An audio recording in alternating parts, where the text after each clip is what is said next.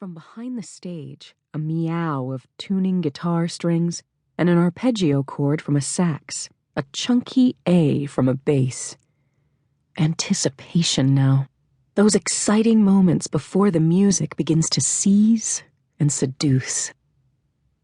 The voices were loud, words indistinct, as the untabled patrons jockeyed for the best position in the standing room area.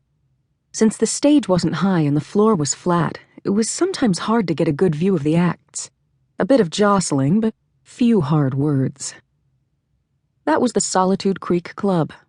No hostility. Safe. However, there was one thing that Michelle Cooper didn't care for. The claustrophobia.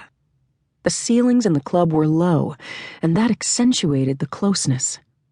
The dim room was not particularly spacious, the ventilation not the best.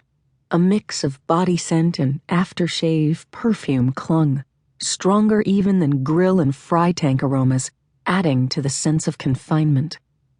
The sense that you were packed in tight as canned fish.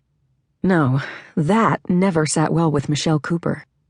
And she and her daughter were at a table dead center, inches from other patrons. Michelle brushed absently at her frosted blonde hair and looked again at the exit doors, not far away, and felt reassured. Another sip of wine. She noted Trish checking out a boy at a nearby table. Floppy hair, narrow face, hips skinny. Good looks to kill for. He was drinking a beer, and so Mother vetoed Trish's inclination instantly, if silently. Not the alcohol, the age. The drink meant he was over 21, and therefore completely out of bounds for her 17-year-old. Then she thought, wryly, at least I can try. A glance at her diamond Rolex. 5 minutes. Michelle asked, "Was it Escape? The one that was nominated for the Grammy?" "Yeah." "Focus on me, child." The girl grimaced. "Mom." She looked away from the boy with the beer. Michelle hoped Lizard Annie would do the song tonight. Escape was not only catchy, but it brought back good memories. She'd been listening to it after a recent first date with a lawyer from Salinas. In the 6 years since a vicious divorce, Michelle'd had plenty of awkward dinners and movies, but the evening with Ross had been fun. They'd laughed, they'd dueled about the best Veep and Homeland episodes, and there'd been no pressure for anything. So very rare for a first date. Mother and daughter ate a bit more artichoke dip, and Michelle had a little more wine. Driving, she allowed herself 2 glasses before getting behind the wheel. No more. The girl adjusted her pink floral headband and sipped a Diet Coke. She was in black jeans, not too tight, yay, and a white sweater. Michelle was in blue jeans, tighter than her daughter's, though that was a function of exercise failure, not a fashion statement, and a red silk blouse. "Mom, San Francisco this weekend? Please. I need that jacket." "We'll go to Carmel."